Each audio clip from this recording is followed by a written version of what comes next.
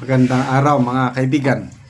Bigyan natin ng reaction, opinion ngayon itong latest post ni Direk Daryl Yap. Sabi niya, Rosario, Rosenda, and Rosemary are shy. Join us on Claudine Barreto. Treaty is on its way. Okay. So, ito, may post si Ben Sentiment. Siya rin ito. Unity became one. Ang pagkakaintindi ko ito, aabangan natin, nakaka-excite ito. Si Juliana, ano na bang apelyido ni Juliana? Si Auntie Claire. Gagayahin niya ang tatlo, kaya 3 in 1 eh. Ayan, nakalagay oh. General Torre, Auntie Claire, and Princess Abante. Grabe. Nakailang episode lang si Auntie Claire yung paggaya niya kay isa o dalawa lang.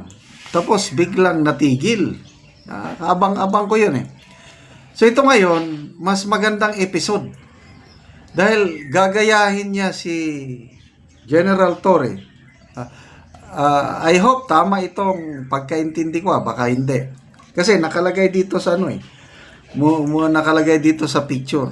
3 in 1. Torre, Auntie Claire, and Princess Abante. Okay.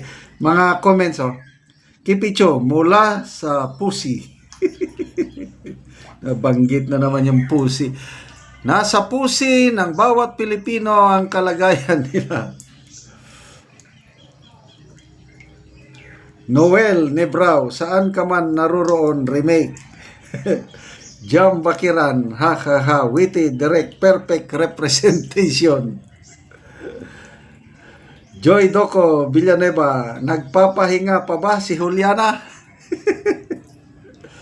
Marcel de Vera, ang galing ng mukha mo, Juliana Parisco ba? Ito pala, Parisco pa pala ang apelyido ni Juliana. Ang galing niya talaga. Parisco ba? Parang 3 in 1 Nescafe. Wesa Wes, very good ka po, Miss Juliana Parisco ba? Kamukha mo silang lahat. 3 in 1, tatlong timawa. Jing Galay, grabe ka talaga, direct. Mapapawa mo na naman kami niyan. Juan Carlos de la Cruz, bakit ganon? Lahat swak kay Juliana. Anyway, I don't know kung kailan ito. Pero may mga ano na eh, may mga picture niya. Tignan niyo.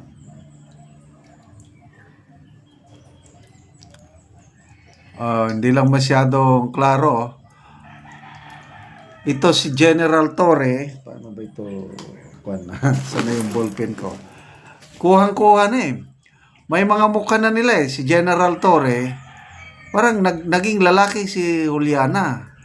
Si Auntie Claire naman, yun, no? Grabe. Ang galing ng imagination nitong Direk Daryl Yap na ito. Ito, Ben Sentiment, sabi niya, napapalibutan na tayo ni Juliana.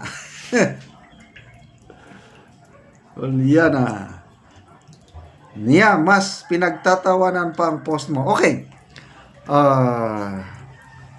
Isa pang nakakatawang abangan natin ito Ito, idea lang ito. Kailang baka magkatotoo.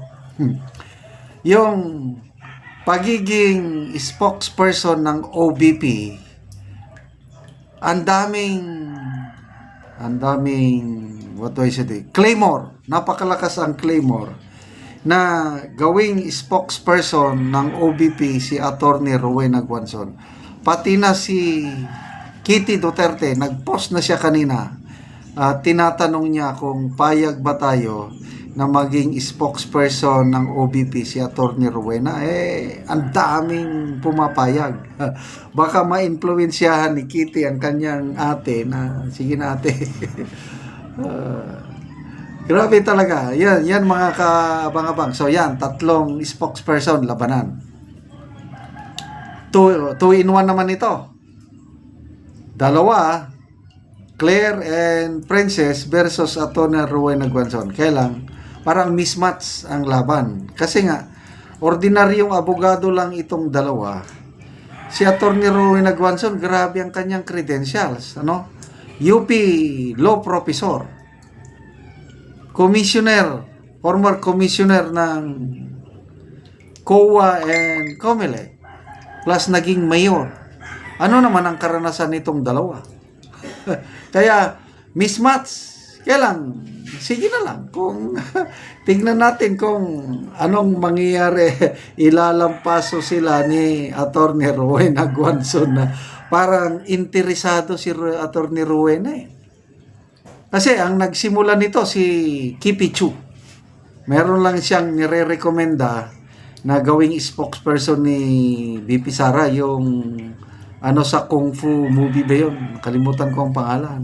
Biglang nag-comment si Attorney Guanzo na pwede naman ako. Sabi niya. So nabigla si Kipi Cho. Ako naman, nabigla ko kasi nabasa ko talaga yung comment na pwede naman ako. Okay, so General Torre, marami kaming usap-usapan mga kaibigan ko ngayon, ano? Tungkol sa appointment ni General Torre. Sabi ng isa, hindi ko ina-expect sir na si General Torre ang i-appoint. Ang inaasahan ng kaibigan ko si Lieutenant General Nartates dahil siya ang pinaka-senior. Plus Ilocano yun. Kaya lang sabi ko, wala. Kahit pinaka-senior, kahit Ilocano, malaking accomplishment ni General Torre yung raid o siege sa KOJC at saka yung pag-aresto kay Tatay Digong. Talagang reward niya ito. Okay, so done deal na yan. Sinasabi ng mga ibang kaibigan ko na lalong magagalit ang taong bayan kay PBBM for appointing General Torre. Bakit? Kasi nga, yung simpatya ng taong bayan nandun kay PRRD dahil matanda na eh. 80 years old, tapos aarestuhin mo, dadalhin mo sa ano yun, sa ugaling Pinoy, no way. Tapos, gawin mong PNP chief ang nag-aresto sa kanya. Ano ngayon ang reaksyon ng karamihang Pinoy? Kaya yun ang sinasabi nila, lalong lalagapak ang rating ni PBBM for appointing General Torre. Yun lang ang mga naging usap-usapan na na-monitor ko. Okay, salamat mga kaibigan sa inyong pagsubaybay sa ating channel. Nakakatulong kayo ng malaki sa Tribong Talandig ng Bukidnon dahil ang sweldo po natin sa channel na ito is pantulong sa tribo. Sa ngayon, namimigay tayo ng libreng yero at pako para magkaroon ng disenteng bahay ang Tribong Talandig sa Bukidnon. Panoorin nyo ang video nito.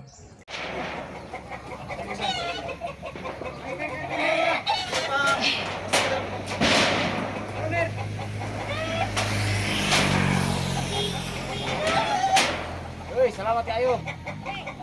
Kung sa aning asin sa labos sa karan sa Ginoo. Ay nakabalay na gyud.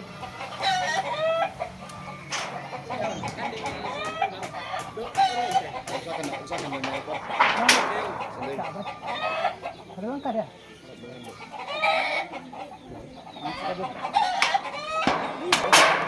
Picem kada basta ni. Hindi na yapon. Dali ko tolak anay. Basta ka po kan.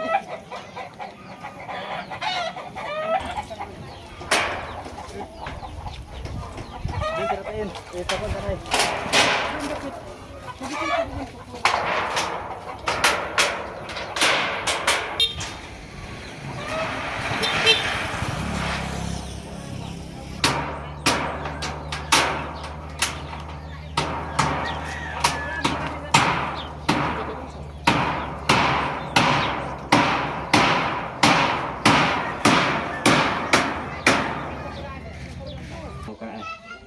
Hello, kayo talaga.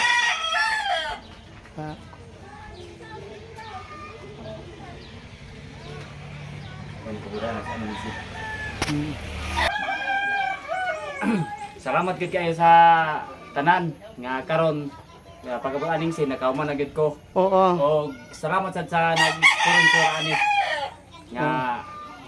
nakapakahuman na gid ko sa akong balay kay na ato pa na gid. Oo, so salamat kaayo. Ug salamat sa istanan. Oo.